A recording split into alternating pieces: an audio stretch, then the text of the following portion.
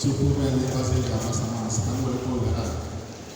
Anambra State. Now happy birthday. I'm His Excellency birthday. I'm going to go to the United States and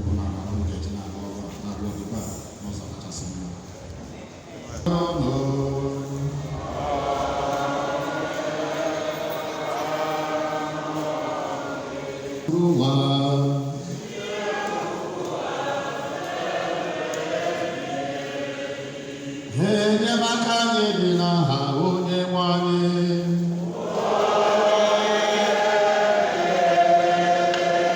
Niile gọzie unu Nna na Nwa na Mmụọ Nsọ.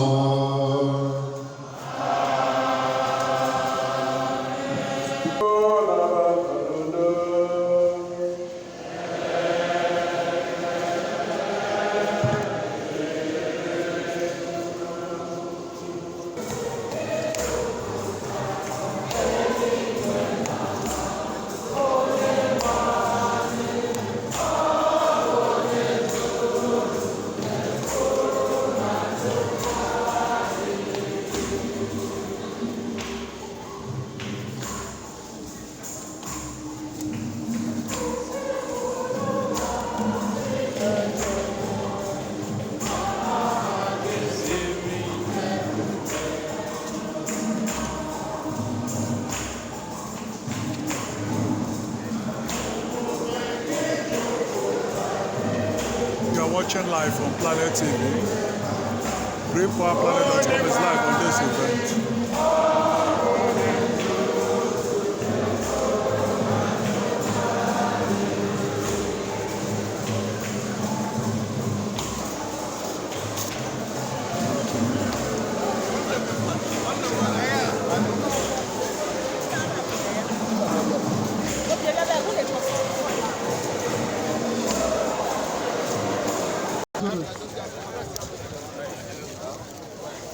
Cameraman, are you ready? On my count. 1, 2, and 3. Thank you. Fathers.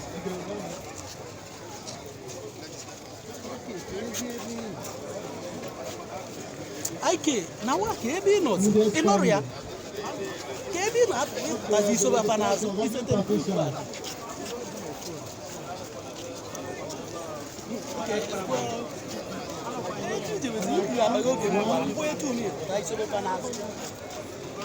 Two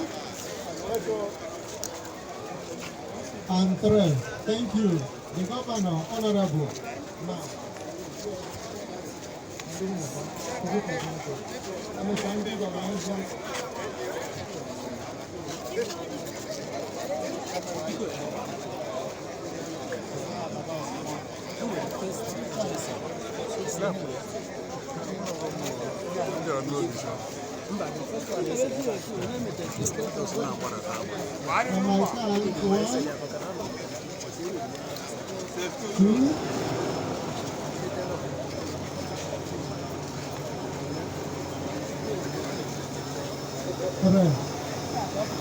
Nice and their ladies. Please go down on it. Thank you. Nice and their ladies. The nice and the short and their ladies that are here. Final, before the television is here.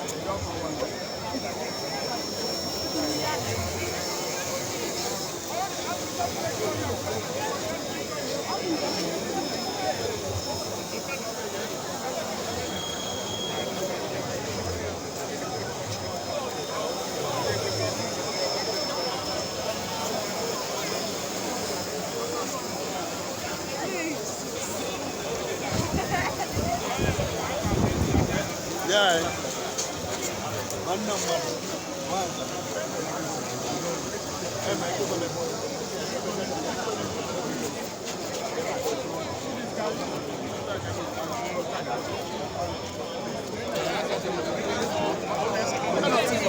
thought you have taken that. I have not taken anything.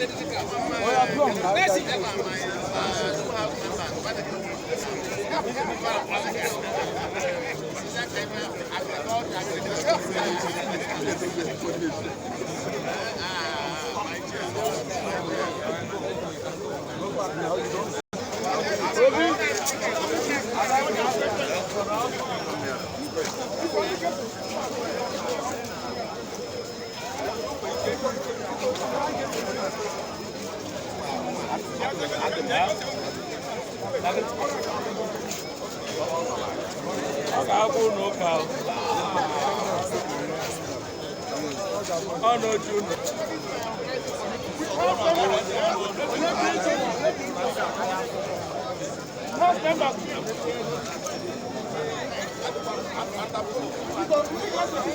House members.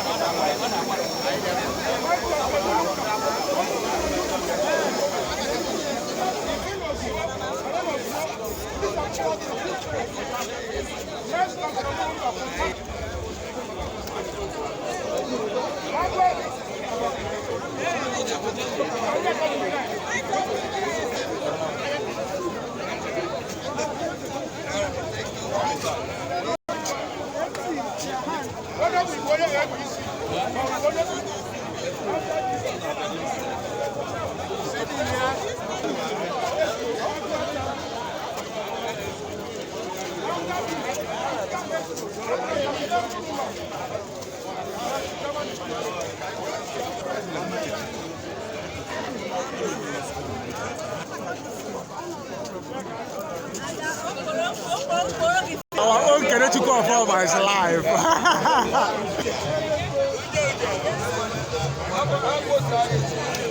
On a good day.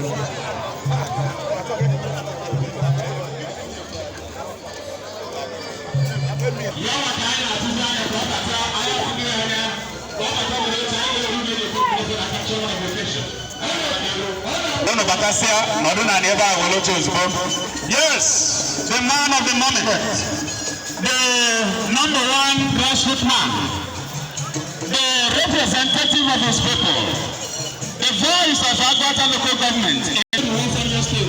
Let me know. Engineer Okafor, alongside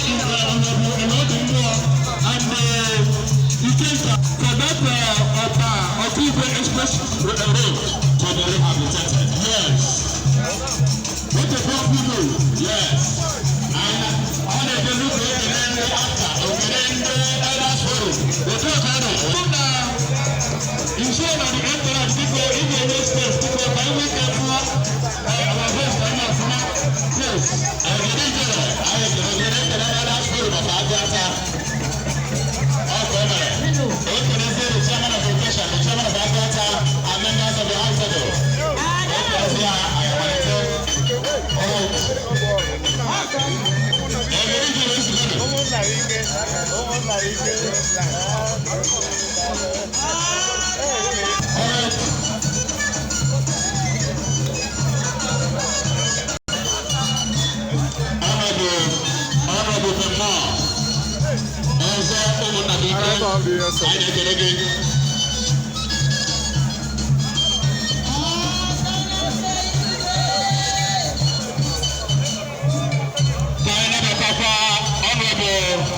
Chukwuma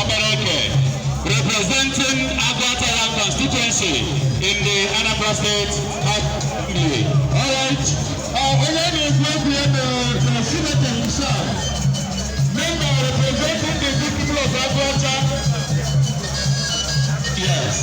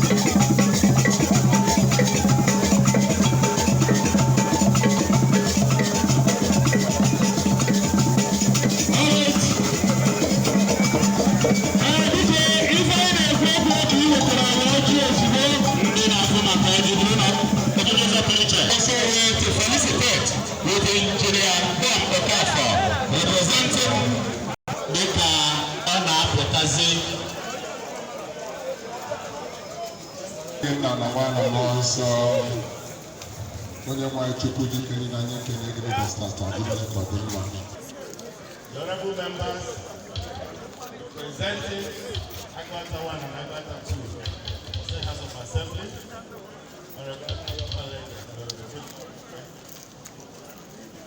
the young Dr. Chibeze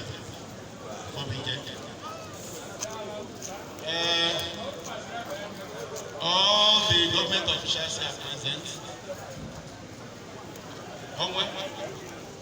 Chief Priest Uba.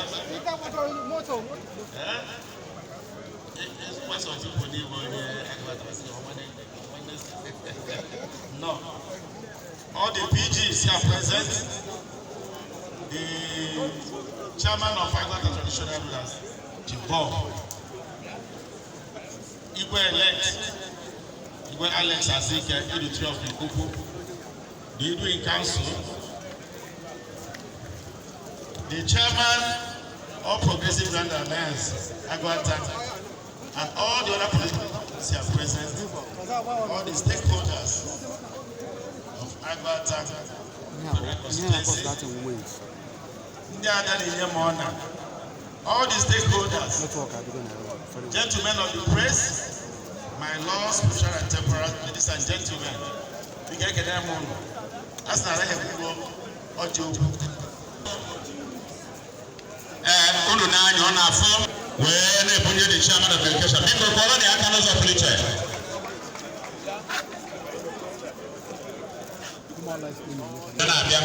Thank you very much. Ọjị nke a gosiri na ndị elders.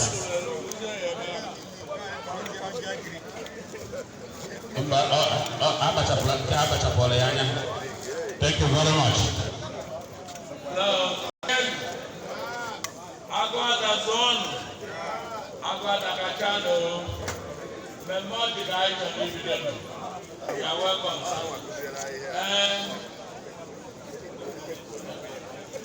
Because one of my guests, when you show you Jama, I will go.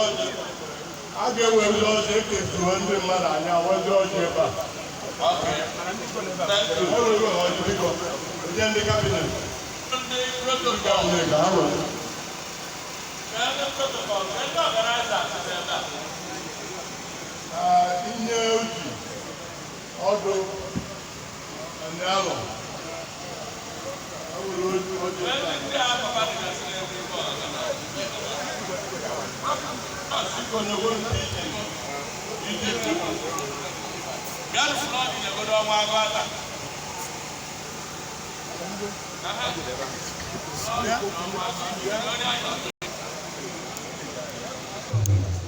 As matter. Yeah. The House of Assembly now.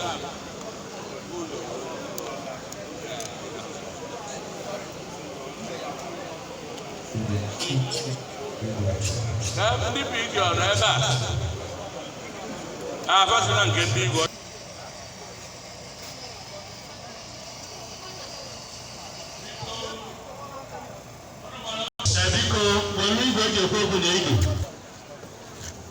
Biko, Igbo kwetu unu. Yeah. Igbo niile na-ebe a kwetu unu. Biko, eji m ọjị a na-abụ Igbo-ukwu na-eso na ụlọ nzukọ nke na-emewe iwu Nigeria. Wee n'ụbọchị taa, dịka anyị niile gbazuo, esori ekene Chineke. Ana m ekele ndị Igwe m na ha nọ ebe a. Na-ekene ndị Aguata niile, Igbo niile nọ ebe a. Biko, nke onye ji ya na-elu. Ọjị a bụ ọjị udo, ọjị ịfụnanya, nke anyị na-awa site na ntụziaka Chairman of the occasion nyere. Ọ bụ obi ọṅụ ọta anyị n'ogbe anyị ga-enweta ya. Anyị chọọ mbọsị abụọ anyị ga-enweta ya. Anyị chọọ mbọsị mbụ anyị ga-enweta ya. Mbọsị niile ndụ ndụ anyị Chineke na-agọzi anyị. Anyị na-eme ndị ọmụ ekpere na-asị ala ọ ga-esi n'ike n'abalị ike. Ọ ga-alụkarị ndị Aguata karịa ka anyị tụrụ anya. Onye ka anyị ji anata ọ ga-echekwa ọzọ. Ndị ọzọ niile ga-adị na-aga. Ụgbọ elu ide ebe a ka ọ ga-eji na ya aka mma. Ihe ọbụla oriri ọdachi ihe riri anyị omeme anyị Chineke biko ọdị ọnọdụ anyị ga na ebe a ka ọṅụ anyị eji n'aka ya ka anyị ga-ebịa. Anyị kwe n'ihi emeziri anyị ka ọ dị anyị okwe ka anyị daa n'ibe tatudo na ọganihu. Anyị na-arịọ ihe niile ndị a tata Jizọs Kraịst bụ onye nwe. Amen. Ka anyị dịkwa mmadụ bụ ntị ya akpa ka anyị malite ọjị akpa. Ọ iduwala ọjị. Biko, ọjị agbala ise. Tụọ n'idu. Ọjị gbara Tụọ n'idu. Awelezi igwe ji ekwu okwu. Ọ dị nkọ na ọbara ka ọ dị gị. Thank you, Mr. Bikodu. Onye ọ na-emezi ọnwa ọfọsoro n'ibi ele. So, ọnwa onye nwere ọnya ya ndị Aguata North na ndị Aguata South. Na ndị anyị na-ekene ụlọ na-ekenekarịcha the celebrant Injinia Prof. Okafor.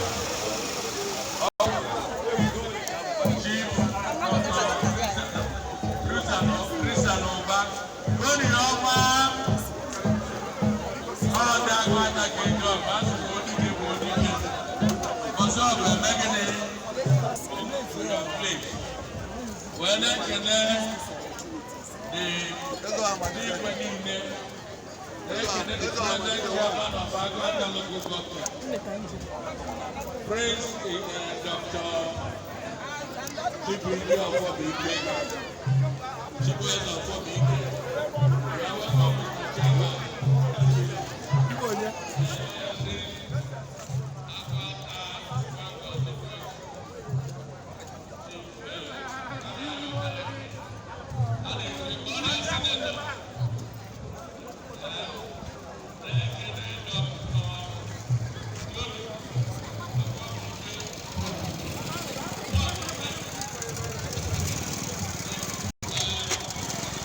Barely a month in the Emirates of bread. Because all this on 13th of June, Emirates of bread. 1 month later, brought all of us here, not to celebrate, but to outline some of the mega legal employees. He has already said some of in the church.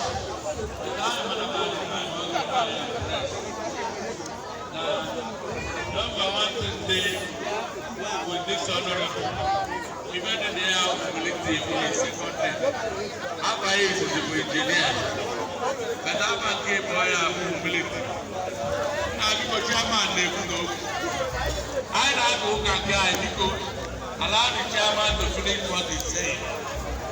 Please, you better listen. So I'm continuing my opening remarks. So because just give us a minute, we are shutting up.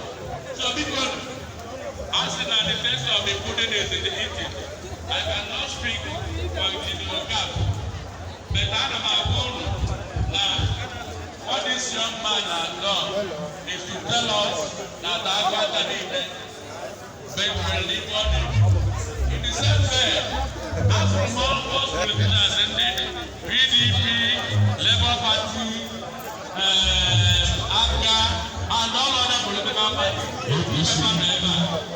I went out, the nation I got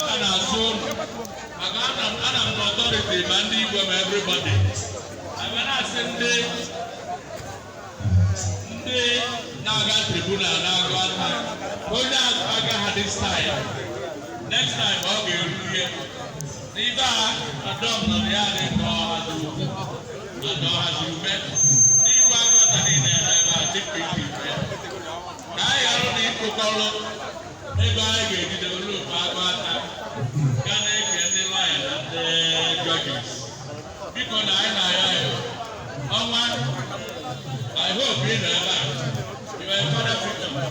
You never name what I can. I will said before this young man. And I think on Aguata says it today that we can always call them back to order and say, you wait. I can't remember like that. So because I know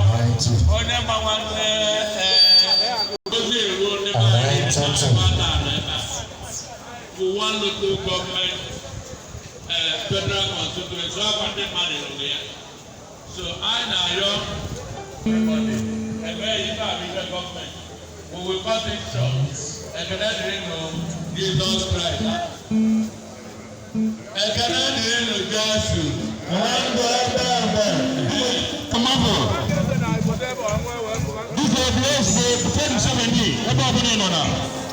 Please, according to the program,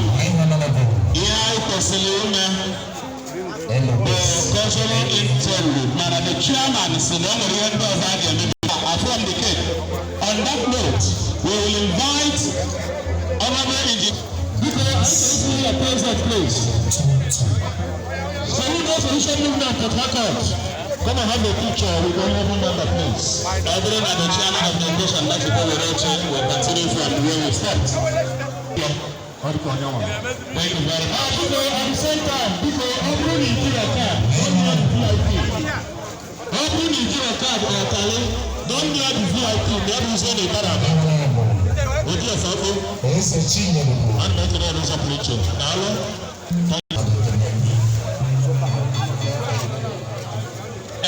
on behalf of myself and my colleague Honorable Anayo Obaleke,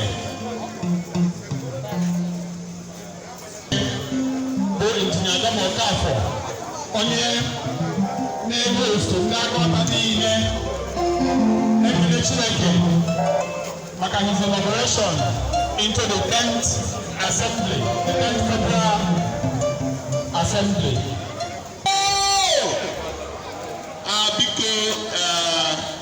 Our right honorable, Engineer Okafor, the chairman of this occasion, Chukwuma Aguata, pillars IG will be in Abuja. And if I may celebrate today before man, I may celebrate Otu Aguata Silwefo with one voice. No engineer Okafor can represent for Aguata. That's what we are celebrating today. And Kumba, Otopoto, Nandini Neba. I like a name more than the national. The elders, the upper weapons, because I know one night okay. CK Ojerembujemwa, Jeja House, but can all be put in the elders.